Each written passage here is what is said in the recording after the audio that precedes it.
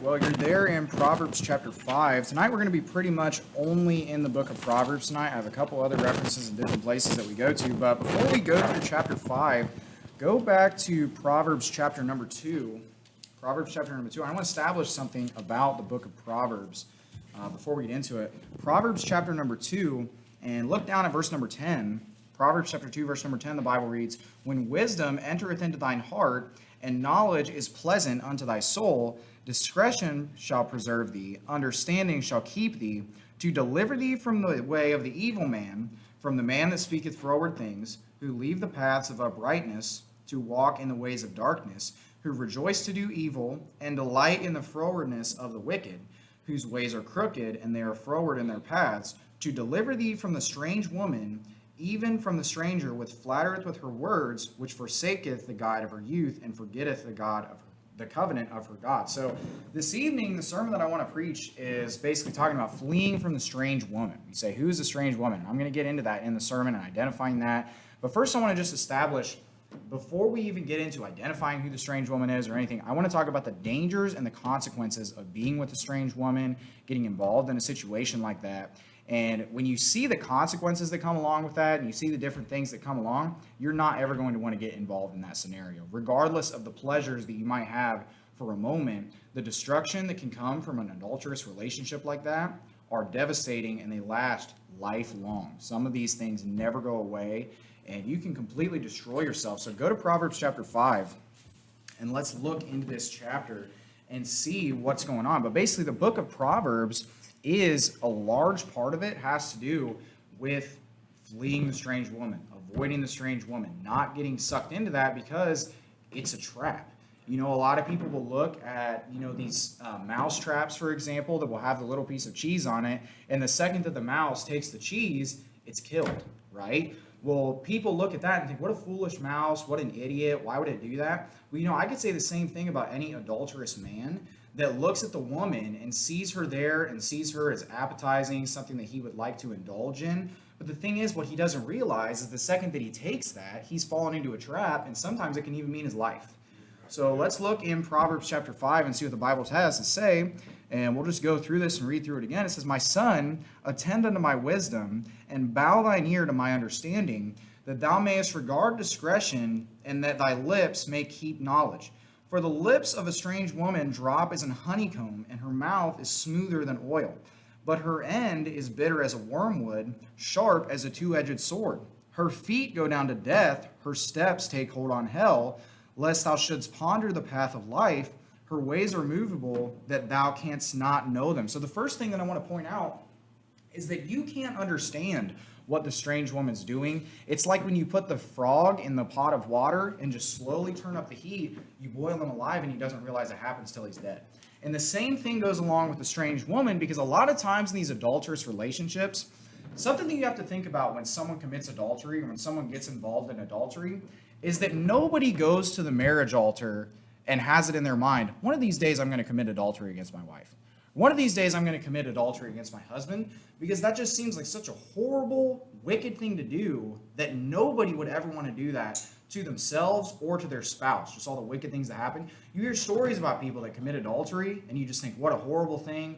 You see the consequences and you see the devastation that comes on the family, that comes on the children. You say, why would anybody want to do that? Well, because a lot of times they get sucked into this trap. They get sucked into being with a woman, being around a woman, and just slowly, little by little, you get closer and closer and closer until you're all the way there, the sin's been committed, and there's a lot of negative consequences that come from that point. So the book of Proverbs is trying to teach us here not to get involved in these scenarios, stay away from these scenarios, stay far away from them, put this stuff far away from you. Verse number 7 says, "Hear me now, therefore, O ye children, and depart not from the words of my mouth. Remove thy way far from her, and come not nigh the door of her house, lest thou give honor unto others, and thy years unto the cruel. Lest strangers be filled with thy wealth, and thy labors be in the house of a stranger. And thou mourn at the last, when thy flesh and thy body are consumed." So right there, at the beginning, everything seems good. At the beginning, when you're getting in the middle of it, everything seems good. This seems fine. Nobody's ever going to find out about it. It's just between me and this woman that I'm committing adultery with. And we'll see another story just like that in chapter 7. But the thing is, these people don't realize they're falling for a trap. They're taking the bait and they're destroying themselves. You know, even between the two of them, they might not have a despicable attitude of that they want to just destroy each other. But what they have in their mind is that they want the pleasures of sin for a season, but they're not thinking about what they reap when they do that. And eventually, when they harvest whatever they've planted, you know, they're destroying themselves. They'll reap destruction. They will be completely destroyed. And that's the point that I want to make tonight. Because a lot of men will look and see women that are put up in their faces all the time. You know, you walk through a shopping mall and maybe there'll be some kind of wicked store that's just got a half-naked woman in the front of it. You know, she looks appealing and men will look at them. And you have to make yourself look away. But the thing is, she might look good on the outside, but inwardly, it's death, it's destruction, it's a trap. You know, just like the cheese on a mousetrap might look like something appetizing to that mouse, but the thing is, there's plenty of other cheese. And the thing is, too, if you're already married, you have no reason to look at any other woman for any reason. You have a wife.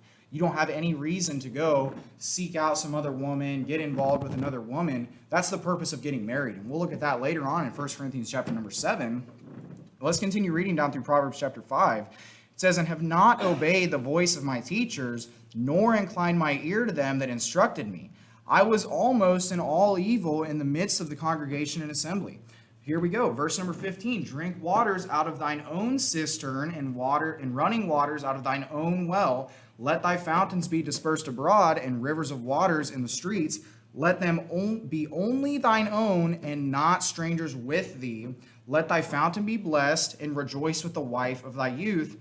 Let her be as the loving hind and pleasant roe. Let her breast satisfy thee at all times, and be thou ravished always with her love." You don't need to be constantly looking out at other women or thinking about other women. Don't even let that thought come into your mind, that wicked, horrible thought to lust after some other woman and just think, what if, you know, I had something going on with her? Or what about this? I heard a stupid statement. You know, I'm sure a lot of other people have heard this before, but this idea that, you know, when you're going through the drive-thru, you order your food, but there's nothing wrong with still looking at the menu. You don't go back through the drive-thru a second time when you get married. You know, don't compare a marriage, something holy in the eyes of God, when two are joined together to one, to some cheap, trash, fast food drive-thru. All right, you know, I like McDonald's just as much as everybody. But listen, you don't get to just continue to let your eyes wander and look at other women all the time and get involved in any of these other adulterous relationships. They're wicked, and it's a horrible thing to do to someone that you love. I mean, could you imagine that? You know, I'm mainly talking about something that's going to affect men this evening, but could you imagine just coming home and finding out that your wife committed adultery against you? I mean, you'd lose your mind. Or vice versa, the wife coming home and finding out that her husband committed adultery against her. It's a horrible, wicked situation, not something that anybody would want. So you know what? It would be better to just stay in the pure, sanctified relationship of marriage, done in the eyes of God, that's okayed by God. You know, God's given us desires in our heart, and they're normal things to have, but only to be carried out in areas where God has given us authority to carry those things out, and that's within marriage. Marriage is undefiled, but everything outside of marriage is defiled, and it's wicked, and a Christian ought not to have anything to do with that. So verse number 21, it says, "For the ways of the man are before the eyes of the Lord, and he pondereth all his goings. His own iniquities shall take the wicked himself, and he shall be holden with the cords of sins. He shall die without instruction, and in the greatness of his folly he shall go astray." So adultery is a horrible, wicked thing. It's a bad thing. And a strange woman getting somebody in there to commit adultery with them is also a horrible, wicked, and really bad thing. But one thing that I want to point out to you, go over to Proverbs chapter 7. We're going to look at that story there. Is that if you're familiar with the book of Proverbs, you know, it's a great book to read. I love the fact that the book of Proverbs has 31 chapters in it, and that a lot of times the month will have 31 days in it. So you could start out every morning, along with your other Bible reading, just reading the proverb of the day and taking in that knowledge and taking in that understanding and seeing what they have for you there. Because the book of Proverbs is just full of knowledge. It's full of wisdom, and there's a lot more to it than the strange woman. But if you'll notice in the book of Proverbs, a lot of times it's just every single verse is basically a completely different subject and a new thing. But what we're going through tonight is we're actually reading through the books of Proverbs and going through entire chapters, and it's one constant thought in one story. And we're going to go over to Proverbs chapter 7, and we're basically going to read a very similar parallel passage that might even go a little bit in depth for us in Proverbs chapter 7. But the thing is, it's a parallel passage, it's a different story. You know what that tells me? God really wants us to take it seriously, to avoid these things and stay away from them. Not something to get involved with, not to get involved with a strange woman. Stay with your own wife. Don't get involved in any of these other things. It's a horrible, wicked thing that will destroy you. It will destroy you. Do not be deceived. You're not different than anybody else that's went through life 2,000 years ago, 4,000 years ago, 6,000 years ago that committed adultery and faced horrible negative consequences for doing so. The Bible remains true. God's word remains true. And the consequences that God has just instructed this earth to carry out, even if our nation doesn't look at adultery as bad and wicked as it is, God can do a lot more damage to me than our nation can do. I fear God more about committing adultery or doing something wicked like that than I fear some kind of punishment from the government. Now, I think it would help if the government carried out their job and did the reasonable things for adultery that are written in the Bible. But at the same time, we should fear God. It shouldn't matter what the nation does. It shouldn't matter if the government won't put you to death for it. You ought to worry about what God will do. And in some cases, it might almost be better for you to be put to death because of the consequences that you're going to face after you commit adultery in this life today. Proverbs chapter 7, look what the Bible says in Proverbs chapter 7. It says, "My son, keep my words and lay up my commandments with thee. Keep my commandments and live, and my law is the people of thine eye. Bind them upon thy fingers, write them upon the table of thine heart. Say unto wisdom, thou art my sister, and call understanding thy kinswoman, that they might keep thee from the strange woman, from the stranger which flattereth with her words." And let me just make this point really quick. The beginning of Proverbs chapter 5, it's telling you over and over again, attend unto wisdom, attend unto wisdom. Don't forget. The beginning of Proverbs chapter 7, attend unto wisdom, attend unto wisdom. You know what that means? It's not wise. Someone that commits adultery and gets taken in this trap is a foolish person. They're a fool. It's a horrible thing to do because of how foolish it is. You know, I don't think adultery is a problem with anybody in this room. But the thing is, because we're wise people, because we go to church, because we read the Bible, we know what the Bible says about it, we can think of instances in our lives, whether it's something that we might have all seen or something that we've seen just in our own lives, of a case of adultery and the damage that it does. And it's not something that anybody who looks at it with that mindset would want to take part in. Not something that anybody would want to be involved in any way, shape, or form. But the problem is the foolish person who just whatever's before them, they just want to indulge in. They want to take it all. They want to be involved. But the thing is, you can't look at anything in this life with the attitude of only thinking about right now, that moment. You have to think about what's going on in the future. Say that I got a job. You know, I'm just starting this drone business up if you didn't know. Say that I got a job and they said they were going to pay me $10,000 for one job. Okay. But in order to get that job, I had to quit my job.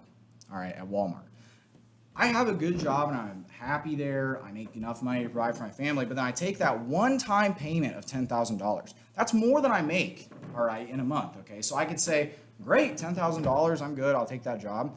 And I quit my job. Well, what about when all that money just runs out, okay, and I don't have that work anymore? A foolish person would take an opportunity like that and say, great, I don't have to work in the distribution center anymore. I can work on my own schedule. I have this new business. And they would take that opportunity the same way that an adulterous, foolish person would think about, great, I could be with this woman, you know, or I could get involved with this thing, or I could drink this alcohol. But they think nothing about what comes after that and what the consequences are. It's a horrible, horrible thing. Attend unto wisdom always. The Bible, especially the book of Proverbs and the passages we'll be looking at tonight, is completely full of it. So Proverbs chapter 7, look down in verse number 6. We'll continue reading. It says, "For at the window of my house I looked through my casement, and beheld among the simple ones, I discerned among the youths a young man void of understanding, passing through the street near her corner, and he went the way unto her house. In the twilight, in the evening, in the black and dark night, and behold, there met him a woman with the attire of a harlot and subtle of heart. She is loud and stubborn, and her feet not abide in her house. Now she is without, now in the streets, and lieth in wait at every corner. So she caught him and kissed him with an impudent face, said unto him, I have peace offerings with me. This day have I paid my vows. Therefore came I forth to meet thee, diligently to seek thy face. I have found thee. I have decked my bed with coverings of tapestry, with carved works, with fine linen of Egypt. I have perfumed my bed with myrrh, aloes, and cinnamon. Come, let us take our fill of love until the morning. Let us solace ourselves with loves. For the goodman is not at home. He is gone a long journey. He hath taken a bag of money with him and will come home at the day appointed. So here's the thing. All we see her persuasion doing at first is basically talking about the golden opportunity. You know, you can come in, I've got all these things prepared, it can be a great time. But then she goes on to say in verse number 19, the goodman's not at home, he has gone a long journey, he hath taken a bag of money with him and will come home at the day appointed. You know what that tells me? They're well aware that what they're doing is wicked and a problem. They're not doing this out of ignorance. And you know what? People who commit adultery do not do it out of ignorance. They don't just, oh, I didn't know that was wrong. You know, there are some things that people might do just because we live in a wicked, sinful world that they just might be unaware that that's wrong. Or they just, oh, I didn't realize that that was something that was wrong. You know, that's just how I grew up. That's the things that I saw. But adultery is not something that anybody thinks is a reasonable thing to do. It's not a necessary thing to do. It's literally just indulging in your own personal lust. And it's horrible, right? So these people, even people that are about to commit adultery, okay, they still are admitting this is wrong. The only reason we can do this is because I'm assuming it's either her husband or her father is away. He's not going to be involved in that. But verse number 21, it says, with her much fair speech she caused him to yield. With the flattering of her lips she forced him. He goeth after her straightway, as an ox goeth to the slaughter, or as a fool to the correction of the stocks, till a dart strike through his liver, as a bird hasteth to the snare, and knoweth not that it is for his life. So this guy right here, he thinks, great, one night stand or whatever he's going to get involved in. But the thing is, it's wicked, and you cannot flee from these kind of things. You can't just, under the guise of everything, commit adultery. You might be able to get away with it one time, but you're not going to get away with it any time in the eyes of God. He will find out. He will expose that, and you might think you're free and clear, and you might think that you have the ability to do these things, but God will reveal all sin at any point in time. You can't get involved, and especially in a wicked sin like adultery, with the strange woman and everything there, and expect that somehow you're going to be able to get away from this. Now go to 1 Corinthians chapter 6. Go to 1 Corinthians chapter 6. As you're turning there, I'll read to you Proverbs chapter 22, verse 14. It says, the mouth of strange woman is a deep pit. He that is abhorred of the Lord shall fall therein. It's not something that anybody needs to be involved in. Not something that we need to desire to be involved in at all. It's a horrible, wicked thing that will destroy you. Now, what I want to talk about there, though, is we'll look at a situation like that. And we, in hindsight, can look and we can see that, oh, you know, there are all these things going on. You know, obviously, what an idiot. You know, he got tricked. He's going like an ox to the slaughter, like a bird to the snare. And, you know, but he doesn't know it's for his life. But we know that we would never do that. And, you know, anybody, I guarantee you, every single person in this room would say, I will never commit adultery. And I guarantee you, every single person, well, maybe not even today because our world's getting really wicked, but most people would probably just have it in their minds, I'll never commit adultery. But you know what? A lot of people do commit adultery. Okay? And the reason they do that, I believe, is because one thing that, you know, this is even considered politically incorrect in our society, is to set up boundaries between men and women. And, you know, I believe that it's very important to have boundaries between men and women. I don't have a problem with women, but let me say this. I have no desire to have a close relationship with any woman in this church except for my wife. Honestly. I'll be nice to you. I'll talk to you in a large group of people. But if you're not my wife, I don't care to ride in a car alone with you. I don't care to have a private message with you and talk in a private message. I don't have any desire to be in a room alone with you, you know, if you're not my wife. And I don't have a desire to have any kind of close relationship with you whatsoever. You know, if we're going to be friends, it's because I'm friends with your husband. You know, not because I have a desire to be friends with you. And that's something that I think is a wise thing to set up. Look what the Bible says in 1 Corinthians chapter number 6, verse number 18. It says, flee fornication. Every sin that a man doeth is without the body, but he that committeth fornication sinneth against his own body. What? Know ye not that your body is the temple of the Holy Ghost, which is in you, which ye have of God, and ye are not your own? For ye are bought with a price, therefore glorify God in your body and in your spirit, which are God's. Keep on going. This thought's continued in chapter 7. It says, Now concerning the things whereof ye wrote unto me, it is good for a man not to touch a woman.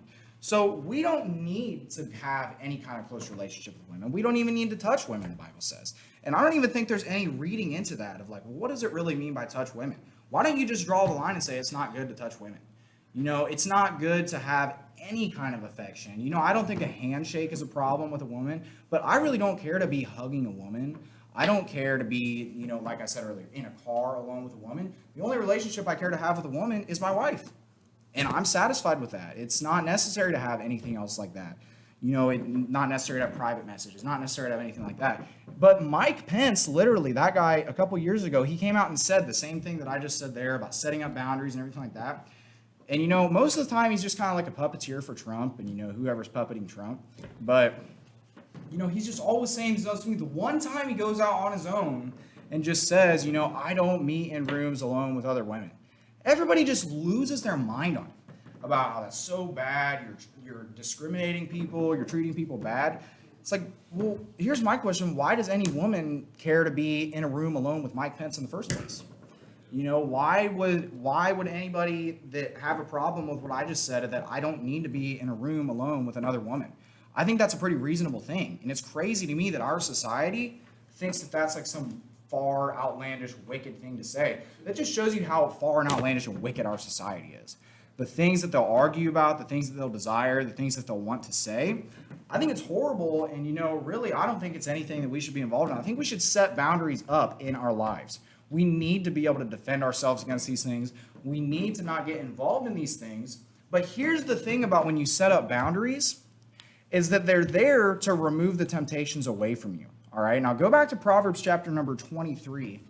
Proverbs chapter 23, because you can set up boundaries in your life, and you can have boundaries, and you can say, these are great boundaries to be set up. It's a good thing not to be in a relationship with a woman. It's not good to be, close with a woman. But I want to show you something else that you need to take into consideration about people that commit adultery.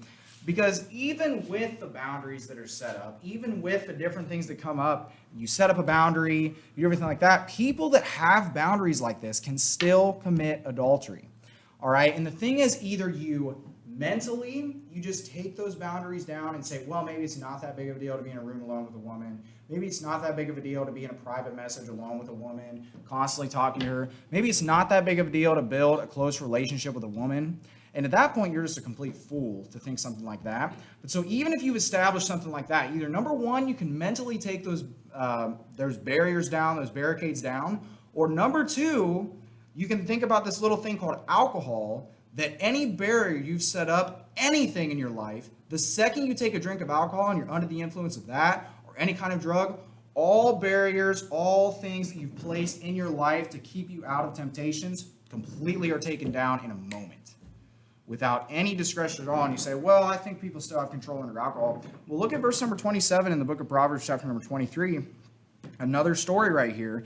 It says, for a whore is a deep dish, and a strange woman is a narrow pit. She also lieth in wait for a prey, and increaseth the transgressors among men.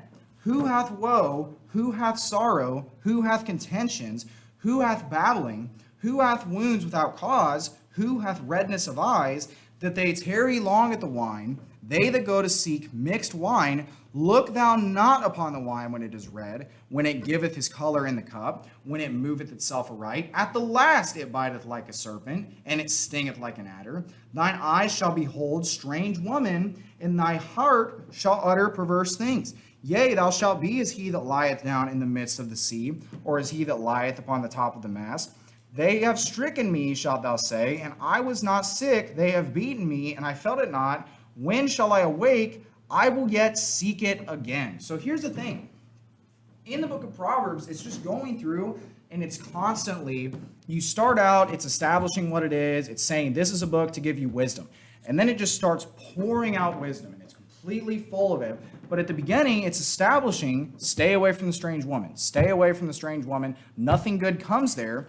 And so you have that set up and you have that in your mind, but after you've established, stay away from the strange woman, now you need to establish these barriers that you've set up. Don't think that they're just indestructible. They can be taken down in a moment.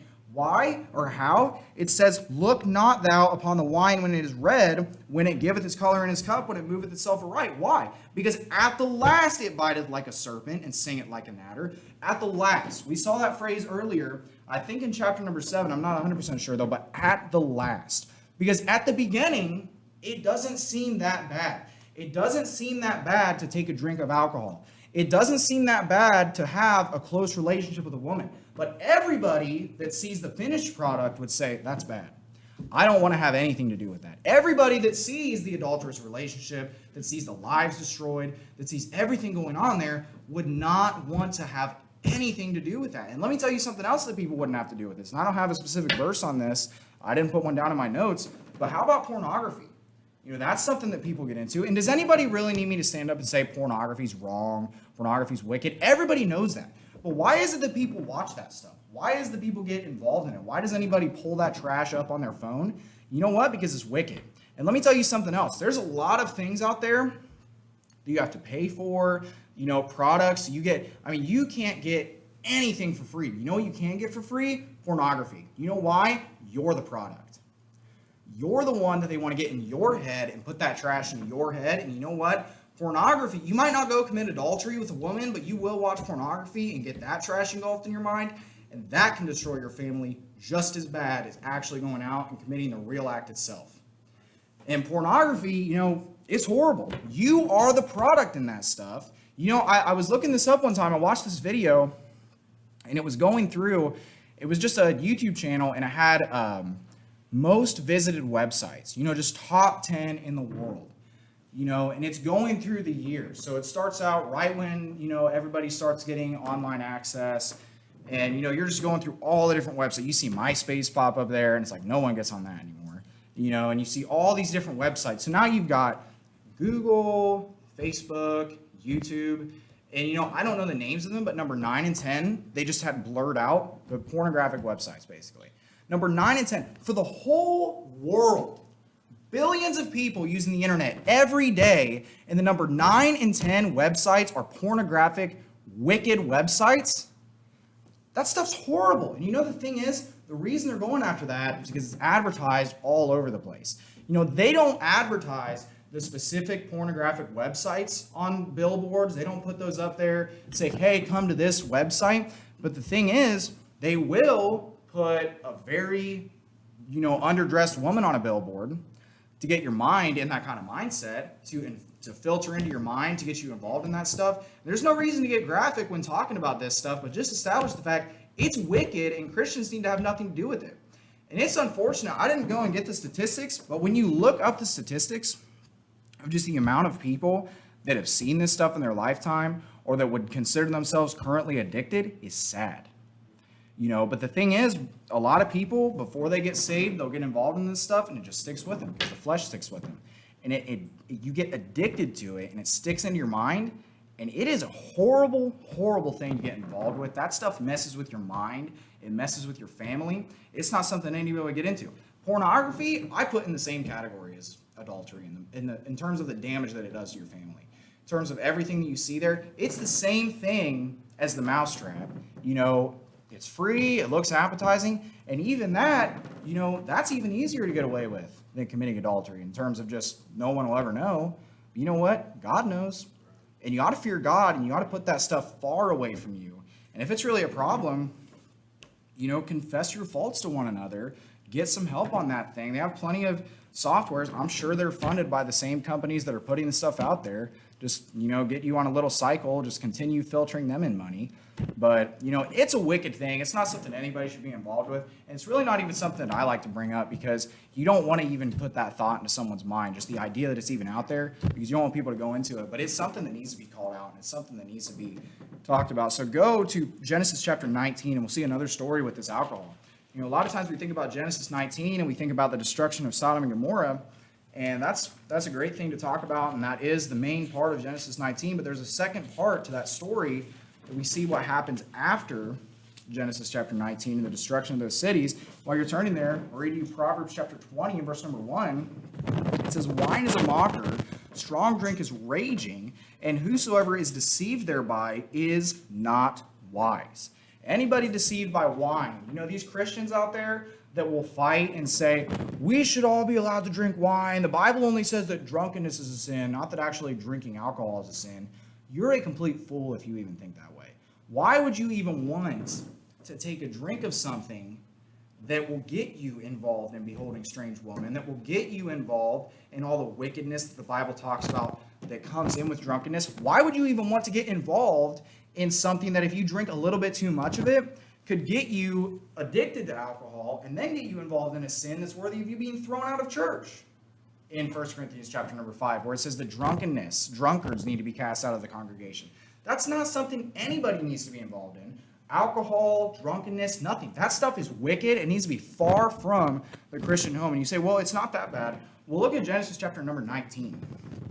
Genesis chapter number 19 and verse number 30 says, and Lot went up out of Zoar and dwelt in the mountain, and his 2 daughters with him, for he feared to dwell in Zoar, and he dwelt in a cave, he and his 2 daughters. And the firstborn said unto the younger, our father is old, and there is not a man in the earth to come in unto us, after the manner of all the earth. Come, let us make our father drink wine, and we will lie with him, that we may preserve seed of our father. And they made their father to drink wine that night. And the firstborn went in and lay with her father, and he perceived not when she lay down, nor when she arose. And it came to pass on the morrow that the firstborn said unto the younger, behold, I lay yesternight with my father.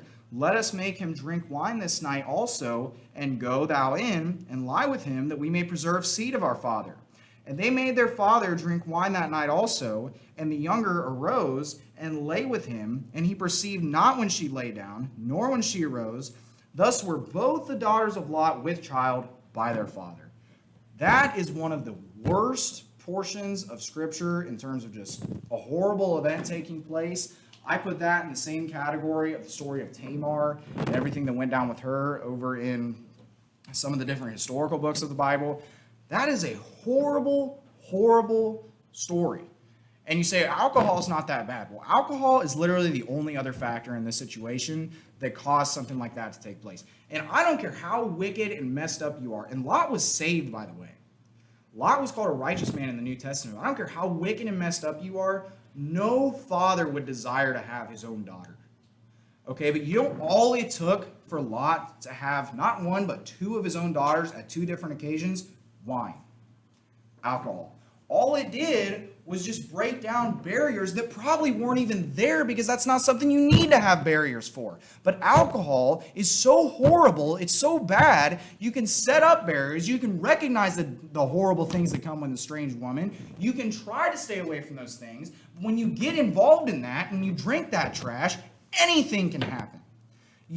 Who would get into a car and drive drunk and kill somebody? Well, anybody that would get into a car and drive drunk is under the influence of it already. But you know what? Those people, they need to be charged with a premeditated death. They should know, do not get into the car when you're buzzed. The amount of people killed by drunk drivers every year, I personally know people that have been killed by drunk drivers, that have had children killed by drunk drivers. I know people that have been, killed under the influence of drugs, driving under the influence of marijuana or whatever, and they died. This stuff will kill you. People have this stupid idea today. We were talking about this, I think it was last week on Sunday, about just the drug culture that we have in this country and all the drugs and these stupid education systems that they put in the public school to tell you about drugs. When you're talking to a room full of kids that half of them are already smoking weed themselves, and then you get someone come up at the front and say, well, you can't smoke weed because what if it's laced with something and you die instantly? You know what that does to every single one of the kids in the room? They laugh at that because they've already done it themselves multiple times, and they understand that that person is, talking off. So then what happens is all the kids will look at all the kids that are involved in that stuff and think, man, they must know something I don't. And I'm telling you, in my high school, my senior year of high school, I can't name to you one person in that whole entire high school that at some point did not try marijuana, at least marijuana. You know what I can also tell you? That every single one of my friends that I was friends with that was involved in that stuff, and then after I got saved, I put that stuff far away from me. Every single one of them is a piece of trash today. Every single one of them. They think they have a job? No. Do you think that they are successful in they're pursuing any kind of education? No. You know what they're doing? Lazy, bum, wicked fools, spending all day playing video games. You know, they're the same age as me, if not even older, playing video games, still living with their parents, still, sucking all the money. You know what they're still doing? Those stupid drugs. You know what? They are destroying themselves. They're setting themselves up for failure in these years of their lives where they could either be pursuing some kind of education to get them a good job in the future or just working a job now and saving money and starting a family. They're sucking down the stupid marijuana, getting involved in something else that might give them another buzz. And you know what? It has the same effects of alcohol. And it'll get you involved in all manner of wickedness. And the stories that I could tell you about the wicked things that I saw happen between my friends and other people, and I thank God that I never got to that point with any of that stuff, but the wicked, horrible things that happened in their lives because of the alcohol or the drugs that they were under the influence are horrible, especially considering the age that they were and everything that went on there. That stuff needs to be pushed far away from our society. It is a huge problem in our society. You know what the government did? The government decided to get in and help, and you know what? Drugs are a worse problem in America today than they ever have been before. Literally, I'm not even talking about this tonight. Everything the government touches gets 50 times worse as soon as they get involved in it. Every single thing that they do. Go to Proverbs chapter number 31. Proverbs chapter number 31. So we see all these wicked things. We see horrible things about the strange woman. We see about none of these things we want to get involved with. None of these things are anything that we should desire. And the whole book of Proverbs, there's a lot of main things that are there. There's a lot of just general wisdom, especially when you're reading through those middle chapters. Just every verse is a new thing, a new piece of wisdom that you really can just dig into and hang on and really think about that proverb and what it's saying all throughout the day. And then you've also got a couple of those stories like we read earlier that's talking about stay away from the strange woman, stay away from the strange woman, stay away from alcohol, stay away from these things.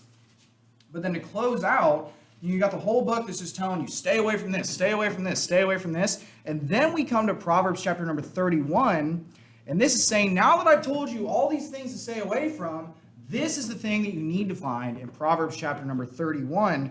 So look at Proverbs chapter number 31. It says in verse number 1, the words of King Lemuel, the prophecy that his mother taught him, what, my son, and what, the son of my womb, and what, the son of my vows, give not thy strength unto women, nor thy ways unto that which destroyeth kings. It is not for kings, O Lemuel, it is not for kings to drink wine, nor for princes strong drink, lest they drink and forget the law and pervert the judgment of the afflicted. Give strong drink to him unto him that is ready to perish, and wine unto those that be of heavy hearts. Let him drink and forget his poverty, and remember his misery no more. Open thy mouth for the dumb and the cause of all such as that are appointed to destruction. Open thy mouth and judge righteously, and plead the cause of the poor and needy. So right here at the beginning, we're just bringing it up again. Remove the strong drink far away from you. Remove the alcohol far away from you. Why? In this case, it's saying so that they don't forget the law, that they don't pervert judgment. Because imagine you have a judge, and I wonder some of these Supreme Court justices that ruled that, churches are supposed to comply and that they're actually breaking the law according to the First Amendment. The Supreme Court just ruled that, California was right to shut churches down and churches shouldn't have opened up with that. They have authority to that. I wonder how many of those drunks. How many of those Supreme Court justices came up to that platform drunk when they voted on that thing? Because the First Amendment, whichever they were comparing against, is not that hard to understand. So we imagine a society where every time you have any kind of conflict, anything you bring it forward to the judge, and you know the law yourself, and you know the horrible things that are going on, and then you're waiting for that judge to basically side with the law and side with you, and then the judge is just off on some other planet, under the influence of alcohol or drunkenness or drugs, and just sides with whatever the case is. Let me introduce you to the United States of America. And what we've seen in the Supreme Court in the past couple of weeks and, really years is just horrible and just a disaster. But so, again, stay away from alcohol, stay away from that stuff. It's not something anybody needs to get involved in. It's not something that you need to even have in your house. I know people like to use alcohol for cooking. I don't see the appetizing part of that, first of all. But second of all, it's not even good to just have that stuff in your house for just the temptation's sake. You can say, oh, well, I just use it for cooking. Yeah, but it's in your cabinet. And, what if one night you start to get a little bit depressed and down, and then your cooking supplies turn into your drinking supplies, and you get yourself drunk and get into something else? I just don't think it's a wise thing to even have around. I don't think it's something we even need to look at as Christians. But so in verse number 10, we get into the whole book of Proverbs. Stay away from this, stay away from this. Don't talk about this, don't talk about that. Be wise, follow wisdom. And then finally, in chapter number 31, in verse number 10, it starts to describe what you should desire, what you should want in a woman, specifically in a woman. It says, who can find a virtuous woman? For her price is far above rubies. The heart of her husband doth safely trust in her, so that he shall have no need of spoil. She will do him good and not evil all the days of her life. She seeketh wool and flax, and worketh willingly with her hands. She is like the merchant's ships. She bringeth her food from afar. She riseth also while it is yet night, and giveth meat to her household, and a portion to her maidens. She considereth a field, and buyeth it. With the fruit of her hands she planteth a vineyard. She girdeth her loins with strength, and strengtheneth her arms. She perceiveth that her merchandise is good. Her candle goeth out, not out by night. She layeth her hands to the spindle, and her hands to hold the distaff. She stretcheth out her hand to the poor. Yea, she reacheth forth her hands to the needy. She is not afraid of the snow for her household, for all her household are clothed in scarlet. She maketh herself coverings of tapestry. Her clothing is silk and purple. Her husband is known in the gates, when he sitteth among the elders of the land. She maketh fine linen, and selleth it, and delivereth girdles unto the merchant. Strength and honor are her clothing, and she shall rejoice in time to come. She openeth her mouth with wisdom, and in her tongue is the law of kindness. She looketh well to the ways of her household, and eateth not the bread of idleness. Her children arise up, and call her blessed, her husband also, and he praiseth her. Many daughters have done virtuously, but thou excellest them all. Favor is deceitful, and beauty is vain, but a woman that feareth the Lord, she shall be praised. Give her the fruit of her hands, and let her own works praise her in the gates. Now, let me just say something about Proverbs chapter 31. That is the exact opposite of what the mainstream media and Hollywood is pushing out that women need to try to make themselves out to be today. Men, we think about, we want to be hardworking people, and we want to go out, work a job, maybe a physical job, or maybe a job where we're, in charge of something and working with people. But, Hollywood is pushing that, we need to be skinny jean, fag-looking idiots, and get involved in all these things. Well, what do women need to be doing according to Hollywood? Shave your head, go scream like a, I don't even know what you scream like. These people are unlike any creature I've ever seen in my life that are out in these protests, but scream like a fool in the streets, fly the pride flag, dress like a whore. Everything you see mainstream media pushing today is the opposite of Proverbs chapter number 31. And you know what? Let me just say this. That's not a mistake. It's not a mistake that everything the government touches, it gets messed up. It's not a mistake that everything the media gets involved with gets twisted and lied about. They want to gender bend. They want to twist us up. They want to make the men look feminine. They want to make the women look masculine, dividing this. And you know what? We need to stay far away from that as Christians. I hate it in the distribution center, and a little bit of this is part of the fact that I'm in a freezer, and everybody kind of looks the same because they're all wearing these big freezer clothes. But there was this freak that I couldn't even tell for weeks whether it was a man or a woman. And I just found out recently that it's a woman, and surprisingly tatted up all over the place, short haircut when she takes the hat off. And, I don't even have to ask, that is a fag. And I'm sick of it. I think to myself, I literally work in -10, -20 degrees all day long. I should think to myself that there's not going to be any homos there, but still they find a way to make themselves into there. They find a way into the freezer, find a way to vex my soul when I'm already throwing 50-pound cases all day. And you know what? It gets frustrating after a while. I'm sick of it. I'm sick of seeing these people in there. I'm sick of dealing with it. I'm sick of our country allowing this trash to go on. But so that is what Hollywood wants to push across. That's what the media wants to push across. They want to make women think that they need to shave their heads, have these short, manly haircuts. Men need to grow out their hair and make these faggoty looking man buns and get involved in all of that trash. It's wicked, folks. It's not something that men need to be a part of. It's not something women need to be a part of. We should base the way that we want to look, the way that we want to dress, off of the Bible. You say, well, God doesn't care about how we dress, come as you are, these weird liberal churches. The thing is, the very hairs of our head are numbered. God does care about that stuff. God did put Deuteronomy 22:5 in the Bible. He did put these things about the Bible in terms of hair length in 1 Corinthians chapter 11. These are things that we as Christians, if we want to consider ourselves people that believe the whole Bible, the whole counsel of God, to take into consideration in our daily lives. Women or men, when you're looking for a wife, you have a wife, try to line yourself up to Proverbs chapter number 31. I'll be honest, I already have a wife, so it's not, Proverbs 31, truthfully, is not something that I put a lot of study and time into. But if I were a woman, I can tell you, I would be studying Proverbs 31 on a regular basis to find out how to be the best woman I can. Me personally, I'm constantly going through the Bible, making sure that I'm reading verses about being a hard worker, being diligent in my studies. I'm looking through different epistles in the Bible, that might apply to me, things that I need to work on, things that I need to learn in order to, make myself a better Christian, make myself a better preacher, anything like that. We should always be looking into the Bible at things that we can use to better ourselves. And I think just in the category of the ladies or a single man looking for a wife, to line her up to what Proverbs chapter 31 says and see that. Because let me tell you something. These women that might not fall into the trap of shaving their heads and screaming like a fool in the middle of the streets, they could still be that wicked person deep down in their hearts, just hidden beneath all the beauty. And verse number 30, it says, actually go to verse number 29, it says, many daughters have done virtuously, but thou excellest them all.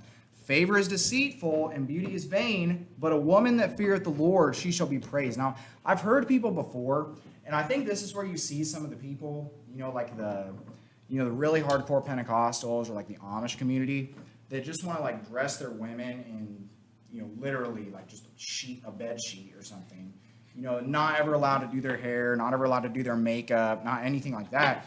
That is not what the Bible's teaching there. The Bible's teaching there, hey, because this is written to a man, actually, who's supposed to be looking for a wife, but it's saying, hey, look, you might see that beautiful looking woman over there, but just like the strange woman that we saw in chapters number 5 and 7, she has death dwelling inside of her. All over the book of Proverbs, you see about that it's better to dwell in the corner of a housetop than with a brawling woman. And, I really feel bad for some of these people that I've knocked on the door soul winning with. And, they answer the door and they're interested in the gospel, but their wife behind just starts screaming, not interested. And I just see the look on the man's face, like, I'm in jail or I'm in prison right now. I feel bad for someone like that, but you know what? I wish he would have had the wisdom of Proverbs chapter 31 before he got locked into that kind of relationship. Because we can sit and talk about the honor of marriage and the fact that two flesh become one, all we want in a good circumstance, and say, don't leave the good circumstance. You know what? If you made a hasty decision and you married a bad person, I'm sorry, you're stuck in that relationship. You don't need to go commit adultery for that reason either and say that, I need to divorce my spouse or I need to get away from this marriage. When you are married, you are stuck in that till death do us part. There's nothing else that comes about that. So don't let that wicked thought enter your head either, that you need to have a different wife or look for a different wife. But really think about these things and really put these things into practice in your life.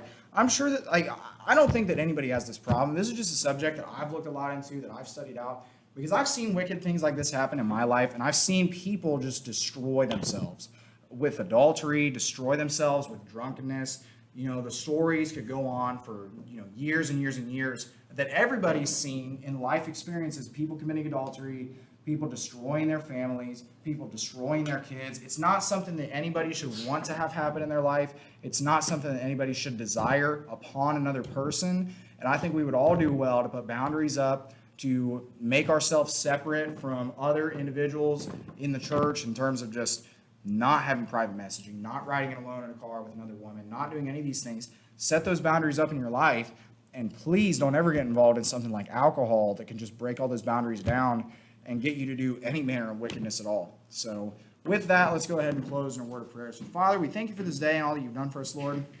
We just thank you so much for the word that you've given us and the warnings that we have in this Bible to take heed to. I pray that you would just bless everybody as they go home, keep everybody safe as they're traveling, and just thank you for this opportunity to preach, Lord, and all these things I ask in Jesus' name. Amen. With that, let's